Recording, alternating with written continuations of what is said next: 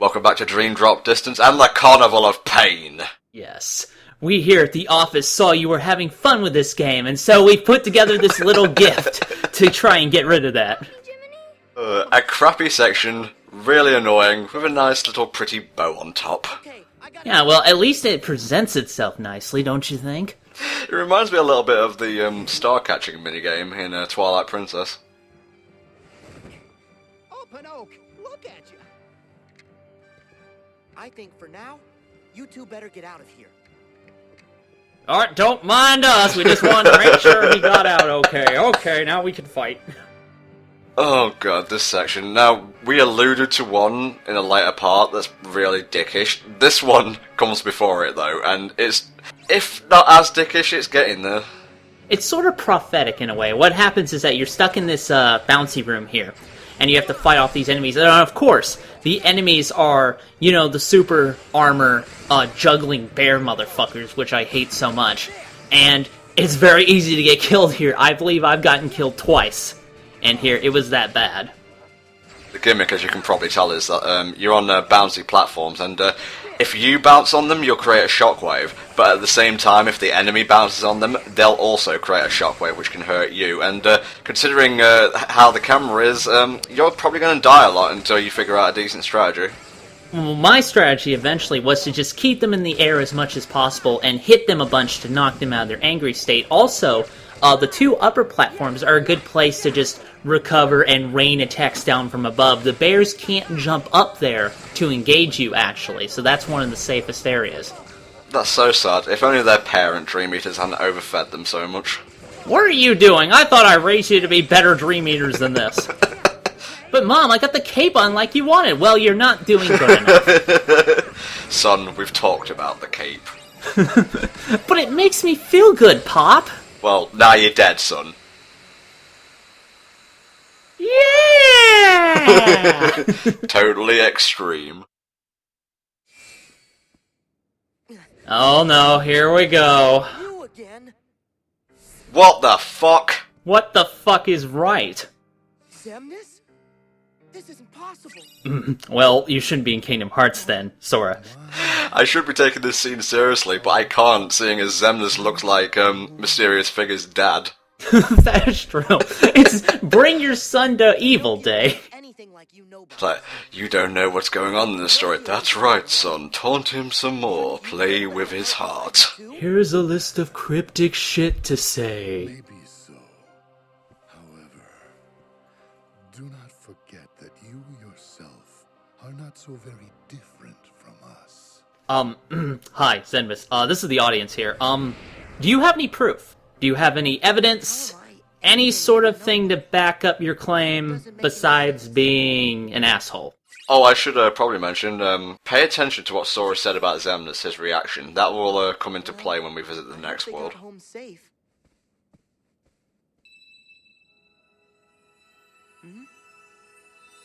Oh, Jesus Christ! Oh, shit!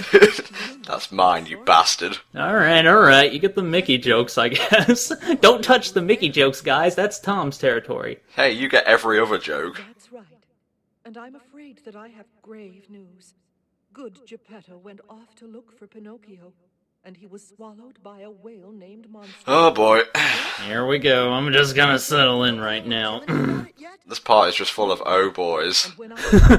That's just what I was like when I was playing DDD. Oh boy, oh no, what's that? They're very determined to save him. But that's crazy. I've got to find them. Well, I'm done here, bye! This Monstro? I've heard of him, Pinocchio. He's a whale of a whale. That is how whales work, thank you. I thought he was going to be a lobster. He's a cow of a whale, that doesn't even make sense. Goodbye, Jiminy. Goodbye. I may be live bait down there. Jiminy Cricket, more default face than not, really. I'm just getting flashbacks to God of War all of a sudden. And so Pinocchio cast himself down. The gods have forsaken me. The God of Wood.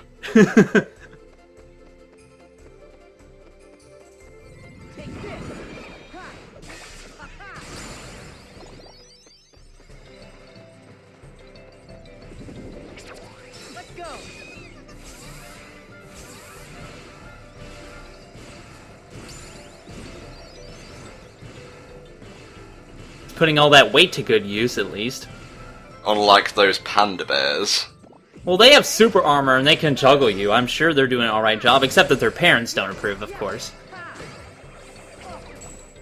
Now, I actually went down this area first. It's open from the beginning, when you're heading up to try and find Pinocchio the first time. And I went all the way to the end. I'm finding all the enemies, and then it's like, maybe Pinocchio is the other way. Well, asshole, you like to limit me onto a path. Why didn't you do it then? I know, right? It's ridiculous.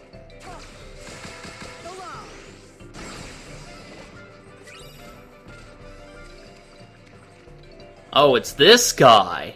This is a optional fight. I actually encountered him in the Hunchback of Notre Dame world, and then I fought him for when I started fighting him, he had like 40 million health bars. I'm like, oh shit, what have I gotten myself into now? But then he ran away. This is Lord Kiru, a special nightmare dream eater who will appear in several worlds, different ones for Sora or Riku, mind you, and is basically an optional boss. The thing here is you have 70 seconds to defeat him, otherwise he'll piss off and you have to move to the next world in the cycle before you can have another shot at him. Even if this guy runs away, when you find him the next time, he'll retain all the damage he's taken from when you last fought him. That is correct, yeah.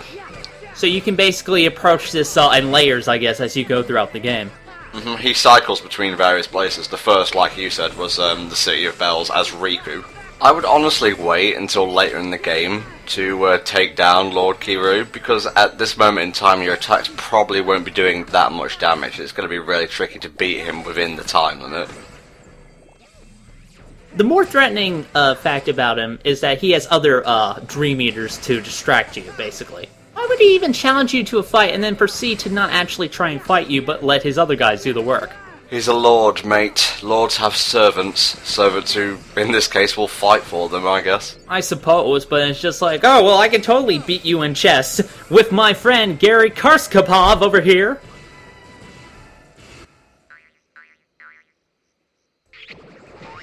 I think that's frog for... Stop it!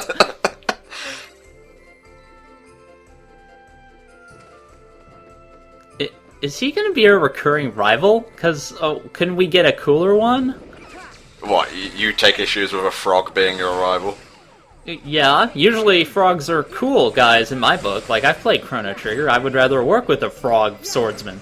I'm surprised it took you that long to actually reference frog. Well, I would have gotten there eventually. That you would, mate. God knows there's certain subjects I can't get you to shut up about, and Chrono Trigger is one of them.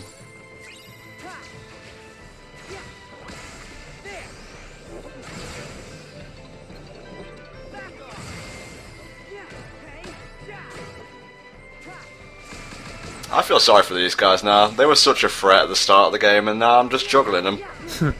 Well, it's only fair. I mean, they also have that annoying attack. I don't think I mentioned this. They have this annoying attack where they pull up the ground, and then they throw it back, and it freezes you in place when you get caught in it, and it's supremely annoying.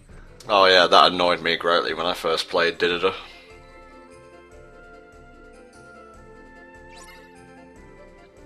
Yeah,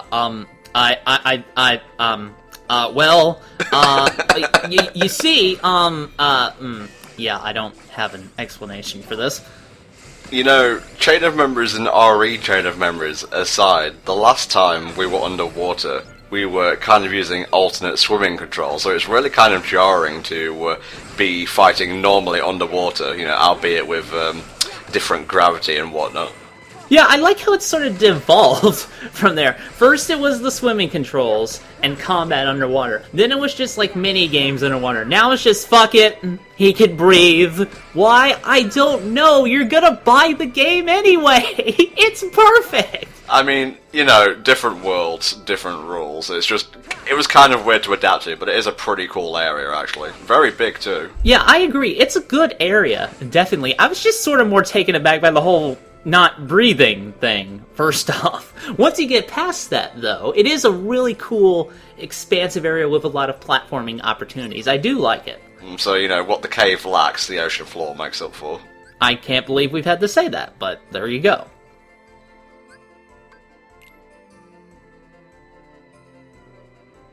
Yeah, I never really liked the whole saving thing and how the save files always have to stare at you with the person you're playing as at the time. It's a little bit disconcerting, yeah. Like, Riku's looking at you, are you sure you're doing well enough in my game? Don't you want to try a little bit harder? And so I was like, you could be grinding, you know. There are a lot of bosses coming up.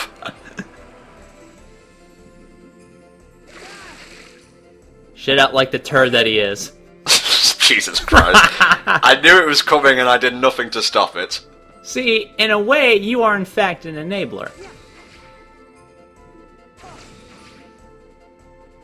Oh, here's the stingrays, actually. You can ride on them, and they will sort of take you around in a slow circle to other various platforms. Kind of pointless when you can flow motion, but whatever. You know, kind of like the dolphins in Atlantica. There you go. But in Atlantica, it was helpful because you had shitty swimming controls.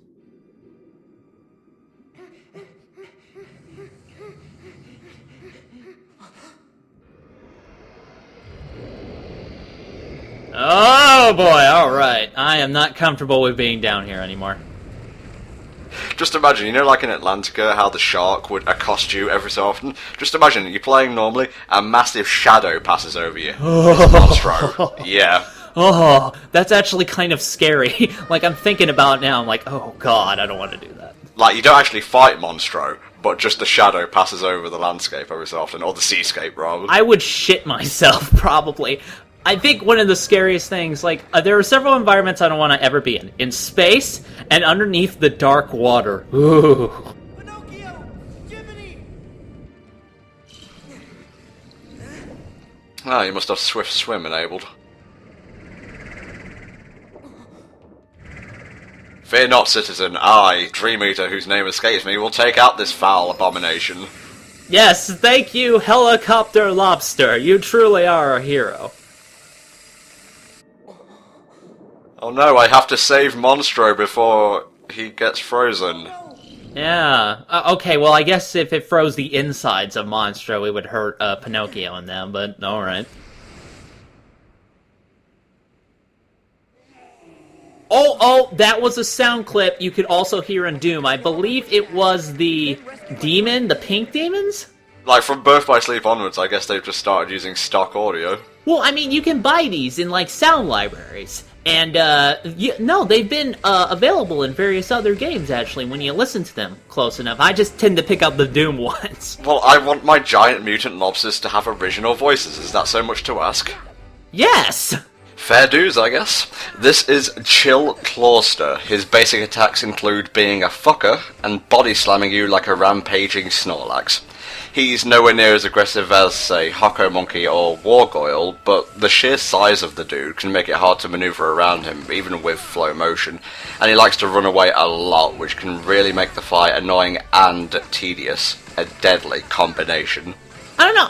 I actually kind of like this guy. I mean, A, he's not hard like the other Dream Eaters that we face. He's not, like, annoying, per se.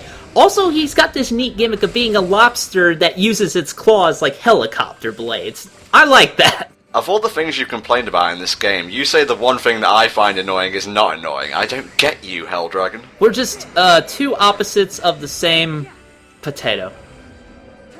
But other than that, Chill Clawster is looking for a Mega Man X game to be in, and until he can find that, he's otherwise a pretty easy boss. Just do what I've suggested before. Use a lot of single hit, run and hit tactics against him. Use flow motion a ton to bounce over like his various ice attacks and ice walls and things like that. And he really won't give you much of a problem. The biggest problem I've found is basically just getting up to the guy to hit him. That's it.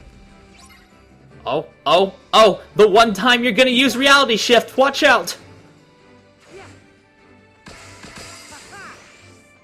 Okay, let's free Monstro. I guess we gotta save the day. Since this was the first time I did the Reality Shift, I didn't know how to do it right at first. I'm like, well, how the fuck do you work this thing? Oh, you gotta squeeze it this way. I live! After 10,000 seconds, I'm free, and...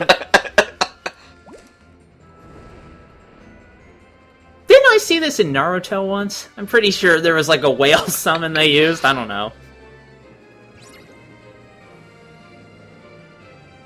Now this is actually an interesting way to end the fight. You have to take Monstro up to this guy while he's shooting at you. It's really easy, but it's kind of an interesting way to end things. And you do get a nice scenic view of the ocean below and the moon above, so it is pretty neat. Be very careful though, you only get like 3 hits here, and then the balloon will pop and you'll have to start over.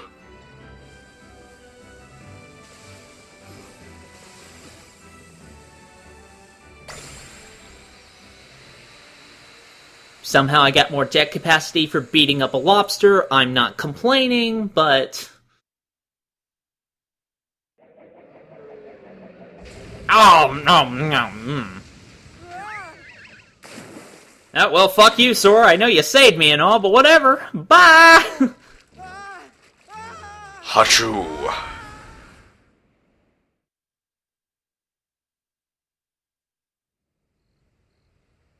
Sorry, you lazy bum. Oh no, Gilligan's Isle. I didn't want to show up here again.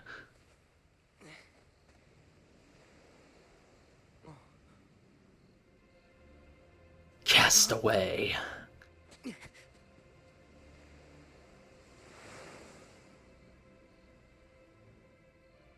I get it now. After this, Pinocchio and Jiminy's world gets dragged into darkness. Well, really, based on what we've seen of it, don't we kind of want it to be in darkness? Don't forget, Helldragon, if this world's in darkness, a certain whale is going to be prowling the interstellar corridors, and God knows we don't want that, because it leads to certain bosses that like to flail a lot. Yen Sid said, I'm in the dream, Pinocchio's world is dreaming. And it's a stupid dream where I can breathe underwater and I fight lobsters with helicopter blades. And it's a heavily abridged version of a classic narrative. Yep. Yeah, well, I think I'm just gonna unlock this now and be on my way. He needs 2 people to make it a special bro cannon. That's the only way it's relevant.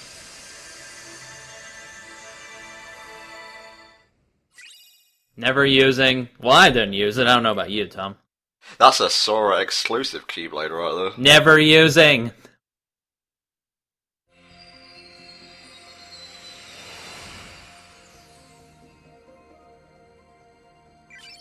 May God have mercy on us all. If you're expecting Flick Rush to show up in this playthrough, you're probably going to be a tad disappointed, because I had to do a bunch of that stuff off screen in order to get certain attacks, like Balloon Gar, and it's tedious to watch, and it's even more tedious to play, so there you go.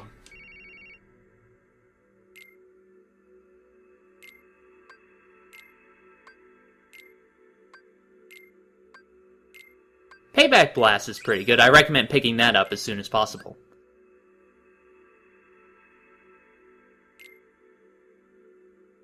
Sleep well, Sora.